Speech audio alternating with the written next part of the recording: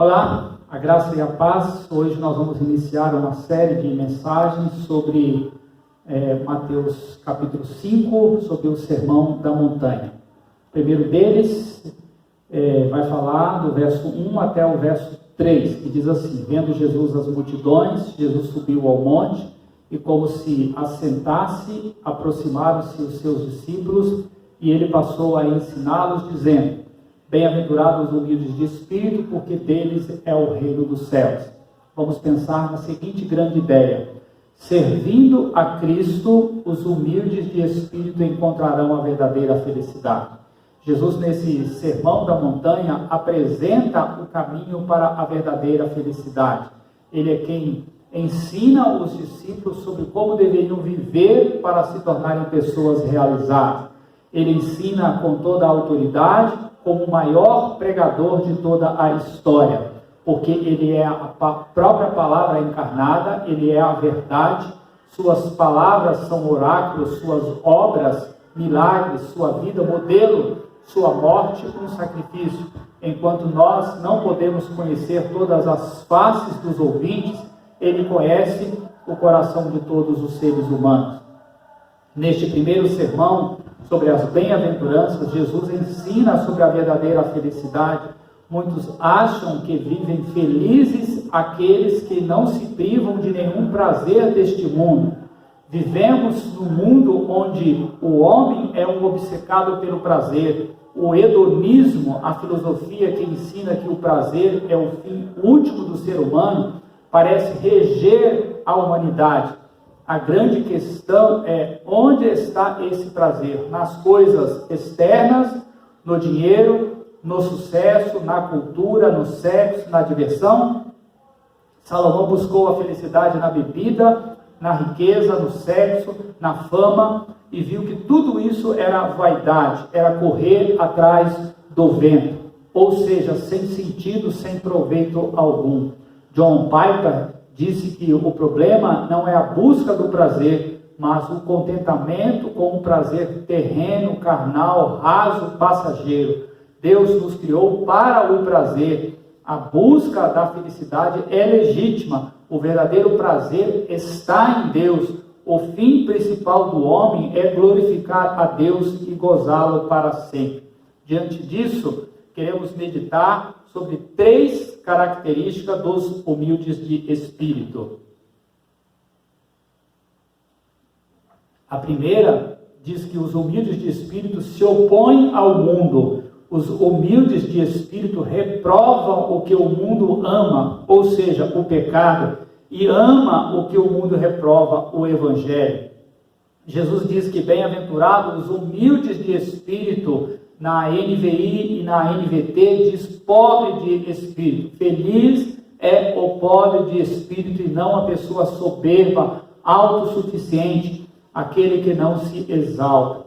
Ser pobre de espírito significa não pertencermos a nós mesmos, é o despojarmos de nós mesmos, é não vivermos para nós mesmos, mas para agradarmos aquele que nos salvou. Jesus diz que quem ganha a sua vida, a perde, mas o que a perde, esse é o que a ganha. Jesus disse que o humilde será exaltado. Jesus não disse que bem-aventurados são os ricos. Essa felicidade não está centrada em coisas externas. As riquezas não satisfazem. Nem todo o ouro da terra poderá preencher o vazio da alma humana. Os humildes de espírito centram as suas vidas não na posse das bênçãos, pois Deus abençoa a todos, Ele ama a todos, mas na intimidade Ele abençoa aqueles que o servem.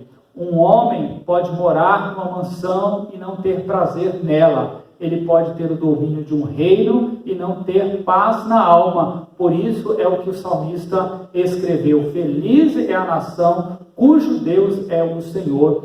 Os humildes de espírito deleitam-se em Deus, porque Deus é o descanso da sua alma. Os humildes de espírito desfrutam da plenitude de Deus, porque entendem que Deus é o sol, é o escudo, é a herança, é a fonte, é a rocha, é a alegria e é a sua esperança. E tudo isso é oposto ao que o mundo nos oferece. Estamos falando sobre 3 características do humilde de espírito. A segunda diz que os humildes de espírito baseiam suas vidas no ser.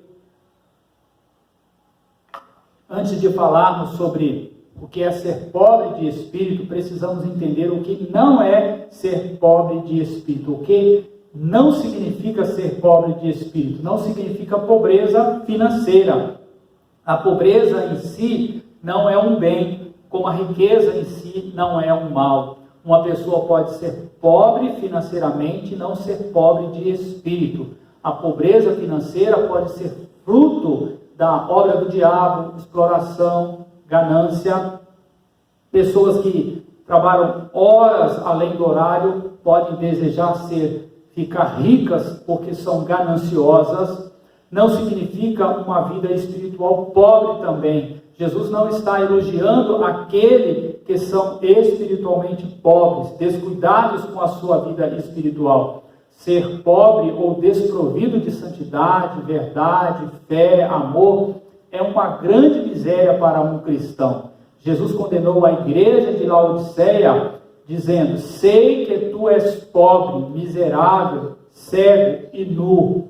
O que significa ser pobre de espírito, então? Ser pobre de espírito é a base para as outras virtudes cristãs. Esta é a primeira bem-aventurança. Se Jesus começasse com a pureza do coração, por exemplo, não haveria esperança para nós. Primeiro precisamos estar vazios para depois sermos cheios. Não podemos ser cheios de Deus enquanto não formos esvaziados de nós mesmos.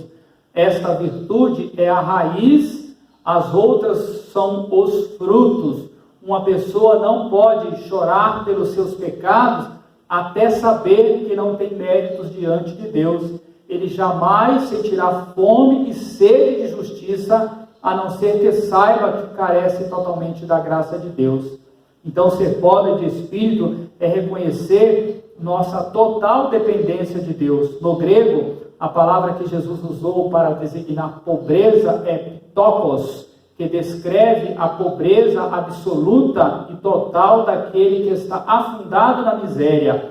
É o mendigo, o extremamente necessitado, aquele que não tem nada.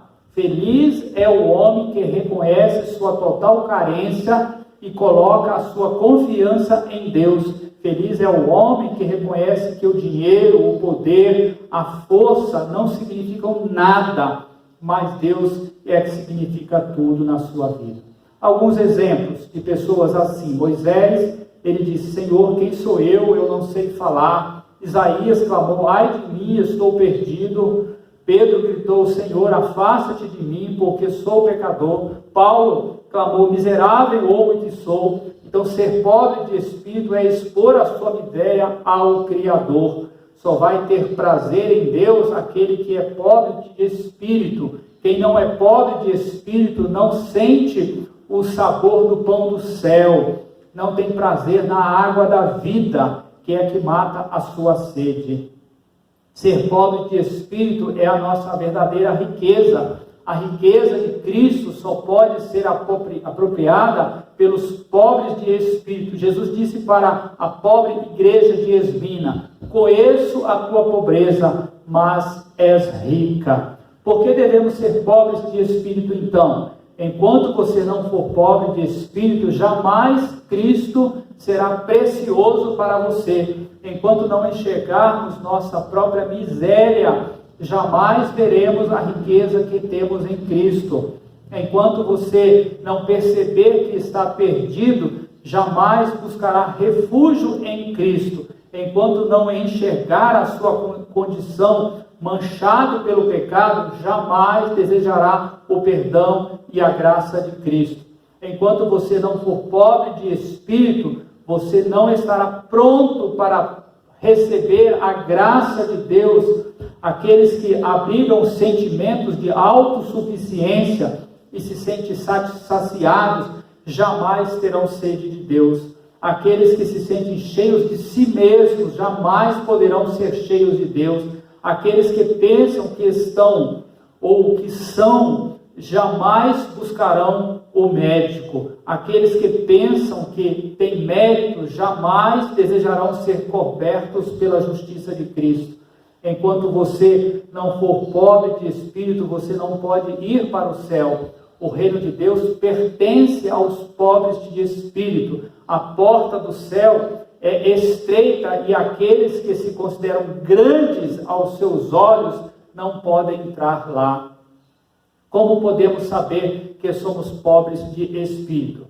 Quando toda a base da nossa aceitação por Deus está nos méritos de Cristo. Uma pessoa pobre de espírito não tem nada a exigir, a merecer, a reclamar da parte de Deus. Ela se vê desamparada até refugiar-se em Cristo. Ela não tem descanso para a alma até estar firmada na rocha que é Cristo. Ela não busca nenhum outro tesouro que não seja em Cristo. Ela está plenamente satisfeita com Cristo. Quando o nosso coração está desprovido de toda vaidade, Salomão chegou a essa conclusão no final da sua vida, depois de ter desfrutado de todos os prazeres deste mundo. Ele disse que tudo isso para ele era vaidade. Quando o nosso coração anseia e clama mais por Deus em oração, ele sempre quer mais de Deus, ele sempre está derramando diante de Deus, porque ele sabe que só Deus poderá ajudá-lo. Motivos para sermos pobres de espírito. Ser pobre de espírito é nossa riqueza. Você pode possuir as riquezas do mundo e ainda assim ser pobre, mas você não pode ter essa pobreza de espírito sem ser rico para com Deus. O pobre de espírito é aquele que se prepara para receber toda a riqueza de Cristo. Então, ser pobre de espírito aquieta a nossa alma. Então, ele pode dizer como o salmista disse: eu sou pobre e necessitado, mas Deus cuida de mim. Estamos falando sobre 3 características dos humildes de espírito. A terceira e última vai falar que os humildes de espírito vivem felizes no presente e no futuro. A posse do reino de Deus é algo presente e não apenas futuro. A verdadeira felicidade consiste em tomar posse da bem-aventurança agora e na eternidade. A verdadeira felicidade não é uma promessa para o futuro, mas uma realidade para o presente. Jesus não disse: bem-aventurados serão os pobres de espírito, mas bem-aventurados são. Os crentes não serão felizes quando chegarem ao céu. Eles são felizes agora. Eles são felizes não apenas na glória, mas a caminho da glória. Por isso é que Jesus disse: bem-aventurados os pobres de espírito, porque dos tais é o reino dos céus. Ele não disse: porque dos tais será o reino dos céus. Então a felicidade cristã não é para ser desfrutada apenas lá no céu, mas também ou a começar nesta vida. O povo de Deus deve ser o povo mais feliz da face da terra. Deuteronômio 33, 29 diz: feliz és tu, ó Israel, quem é como tu, povo salvo pelo Senhor, escudo que te socorre, espada que te dá alteza. Então, a pobreza de espírito está condicionada à posse de um reino mais glorioso do que todos os tronos da terra. Pobreza é o oposto de riqueza, e ainda assim são ricos os pobres de espírito que possuem o reino de Deus. A palavra Macarios, para bem-aventurança, descreve uma felicidade permanente que não sofre variações. É uma felicidade que não pode ser destruída pelas circunstâncias da vida. Jesus disse: a vossa felicidade ninguém poderá tirar, nem a dor, nem a perda, nem a doença, nem o luto pode tirar a felicidade que temos em Cristo Jesus. às vezes tristes, sim, abatidos, mas nunca infelizes. Entramos no reino e o reino entra em nós. Estamos no mundo, mas não somos do mundo. Estamos em Cristo, assentados nas regiões celestiais. Estamos passando por lutas, mas já estamos abençoados com toda sorte de bênçãos em Cristo. A nossa felicidade será completa quando tomarmos posse definitiva do reino de Deus lá no futuro. Os salvos não apenas vão entrar na posse do reino, mas vão reinar com Cristo.